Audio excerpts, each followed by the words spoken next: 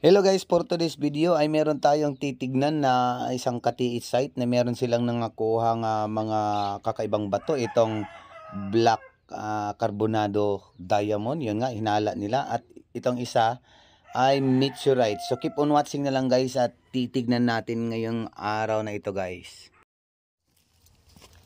Hi guys, so welcome back sa ating channel guys. So welcome sa mga baguhang pasok guys.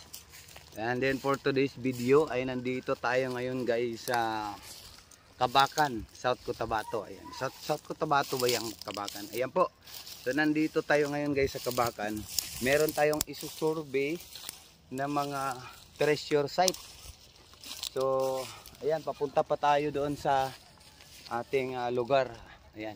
Kasama po ang ating katiits dito guys na sumama sa akin sa aking biyahe. Yan si Boy Tigas. Boy Tapang unta. Yan, so malayo pa yung lalakarin namin guys papunta doon sa itaas. At ngayon inyong masaksihan guys ang aming pag-i-explore. So siyempre marami po yung ating i-scan ngayon guys ngayong araw. So keep on watching na lang guys.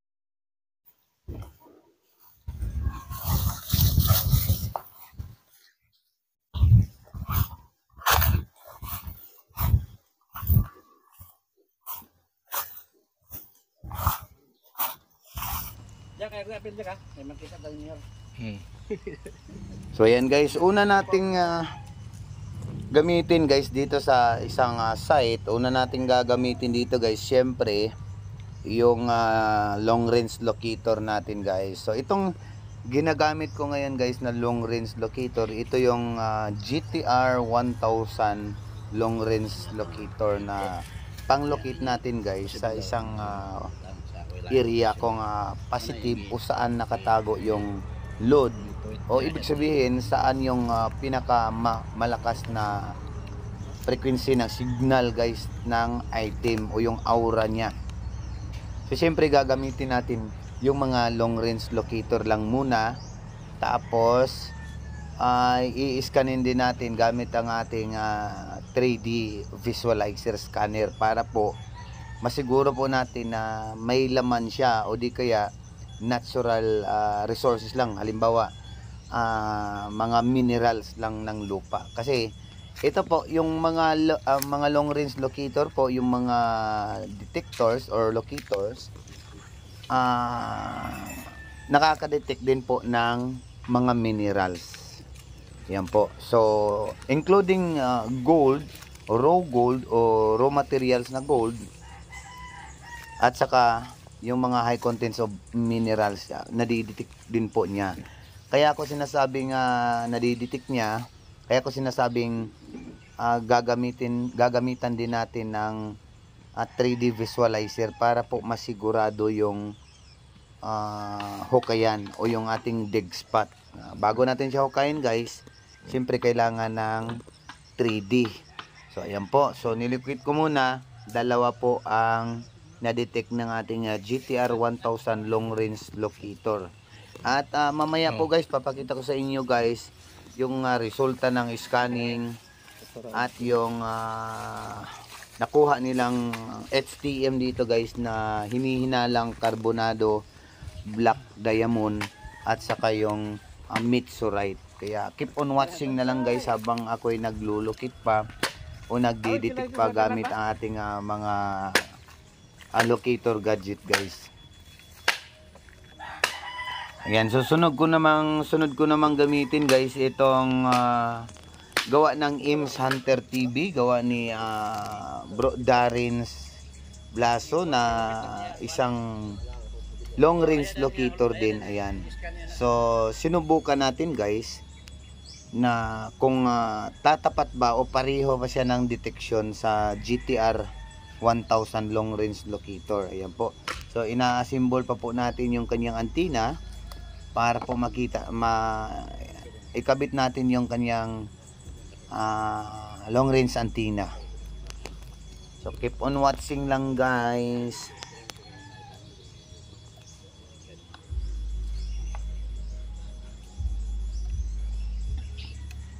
Nakamonitor mo siya. So yan, pagkatapos natin ikabit yung kanyang antenna guys, syempre kakabit rin natin yung kanyang handle grip. Ayan, yung hawakan niya guys. So pagkatapos ng hawakan niya at yung antenna, syempre isisit natin siya sa ginto. Yung kanyang frequency o yung kanyang signal na hanapin guys ay ginto. Ayan. So kakalibrate muna natin siya sa lupa. Ayan po. Tapos tutok na natin guys kung saan siya lilingon. Tapos susundan lang natin siya guys kung saan siya lilingon o saan siya iikot guys. Ayan.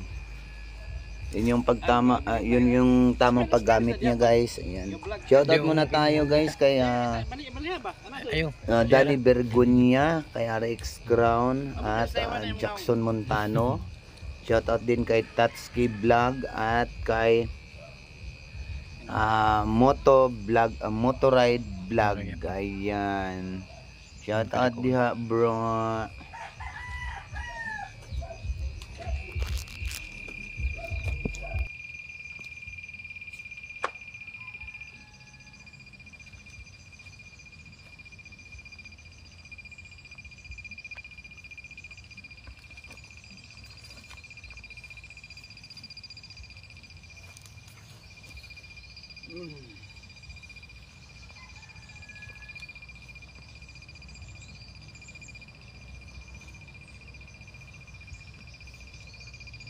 Sintro na.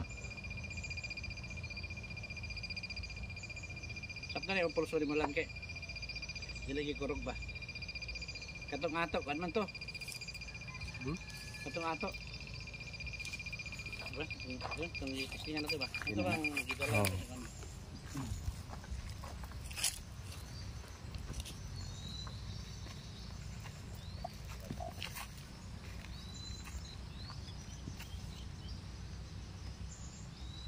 Gamitan dahil ninyo og kuan dia. Ini Japan. Japanese one. Kita to tagiya bro. Si larang to angkol. Ay, ini yung kopya ka pa YouTube Japon. Nada kay Japan. Abot tinood ba ka ng Japan? Okay ra man Baterya ya. naman to, baterya. Okay ra man na siya. Basta kabalo lang kamo kuan estimate sa iyang pulso. Murag practice po da kay. Oo. Wala pa yung practice nimo, di pa man siya bukan. Yung tuyo kung kon. Kung di ka kabalo mamulso. Kana imong extension wire nimo taas siya? Asa? Extension wire taas na? Di man ni problema. Duol na ito. Ha? Diduol ra man ni. Duol na ito. Ang ano ba basta nakawit mo jud sa cellphone. Di si kuan lang. Bro lang ang magawid. Anak lang pagawid, anak ka para makakita ko.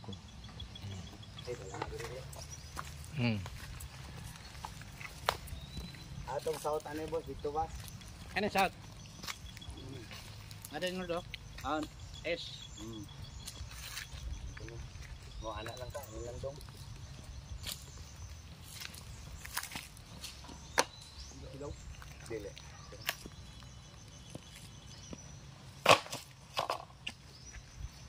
Okay ra man akong litratuhan bro ba?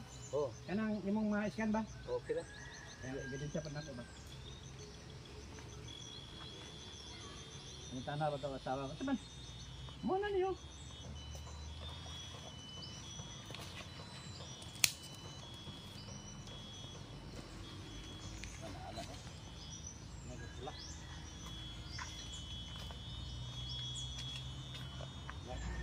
So ayan guys, unang sabak, so unang iniskan sa unang na-detect. Ito yung unang na-detect guys ng ating GTR long range locator at saka yung locator na gawa ni Ems TV. So dito nag-iikot guys. Tapos ngayon i-scan natin siya. So papakita ko na lang sa inyo, ikakat ko na lang itong video, papakita ko sa inyo. Ang unang nakuha natin dito guys ay small deposit o maliit na deposito. Pero tansa ko nito guys ay isang decoy dahil nga po hindi po siya mapula at napakaliit lang niya. Tansa ko dito decoy lang ito guys na ibinaon. Kasi sa 3D kasi maliit lang siya na naka-cemented. Ayan po, papakita ko sa inyo ang resulta guys bago proceed tayo sa isa pang positive side na merong nakitang isang treasure box. Ayan, makikita natin guys sa 3D na isang maliit lang na naka-simento siya guys. So, posibleng isang decoy lang siya sa area. Kasi ito guys, i-explain ko sa inyo bakit interesado tayong mag-scan dito. At yung may-ari mismo, bakit interesado siyang scan sa atin. Itong area na ito guys, ay in-scan na po ng mga German detectorist o yung mga made in taga-German guys na nag-scan dito at gusto nilang mag-operate dito sa lupa guys. Kaya po nagka-interest yung may-ari ng lupa. Hindi po tayo hinire guys na wala silang pinagbabasihan. Dahil nga po itong lupa na ito na in-scan namin guys ay gustong bilhin o gustong hukayin ng mga Germany. Ayan, yan lang po guys ang unang sabak. Pero dito sa kabila, papakita ko rin sa inyo ang napakagandang resulta guys. Hindi ko na ipapakita yung pag-i-scan dahil pareho lang din ang procedure.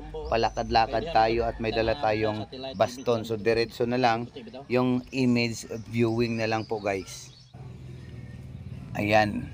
Ito yung pangalawa guys. Tignan nyo, mapapansin nyo dito. Ayan, so naka-box po siya.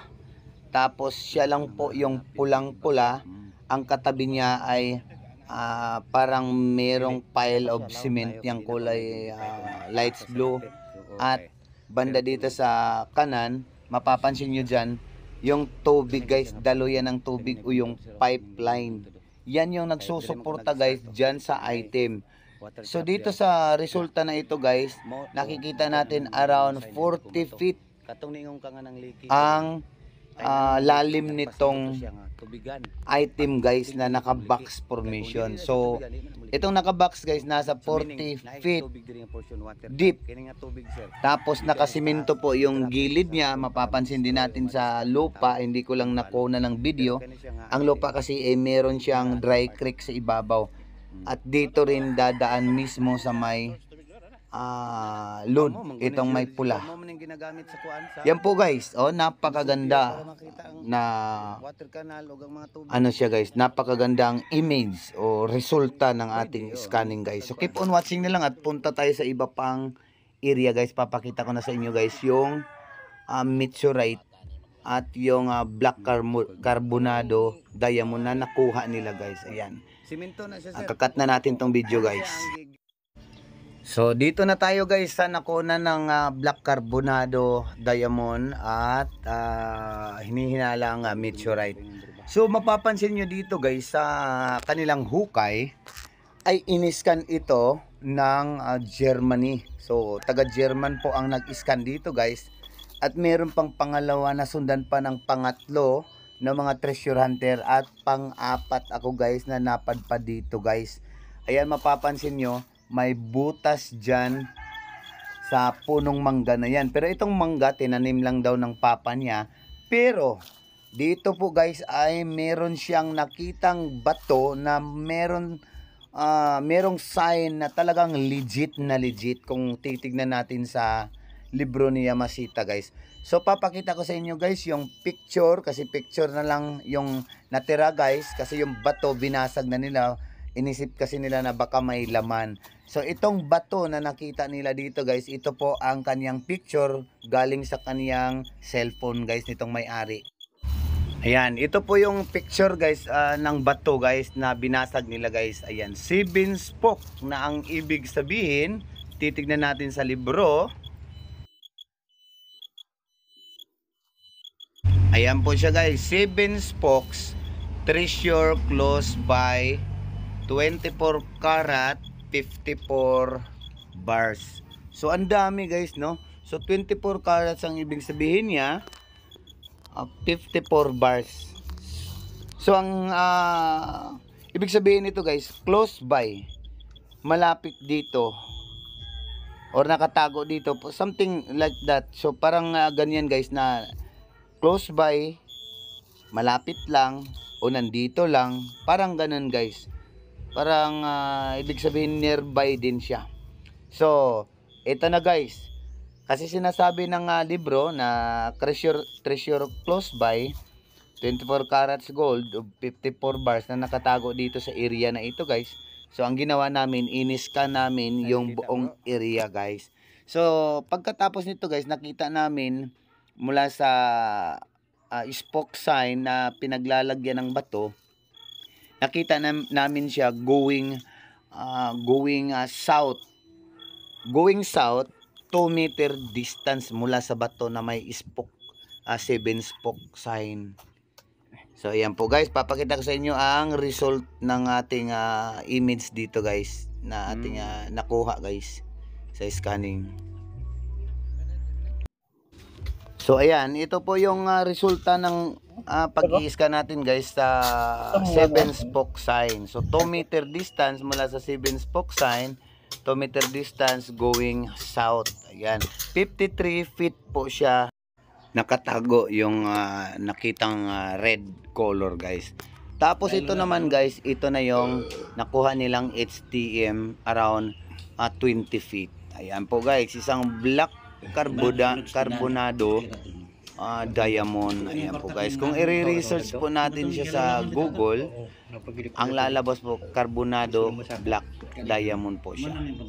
So halos pareho lang siya sa TikTok, sa Google Chrome at saka sa ano guys, sa YouTube. So yan, ang dami po nitong mga carbonado diamonds na nakuha nila guys sa isang site lang. So sa isang area lang ito guys. Itong area naman na nakuna nito guys ay malayo po siya sa mga bulkan. Kaya nagtataka po sila kung bakit at bakit napunta doon sa hukay nila guys. Ayan.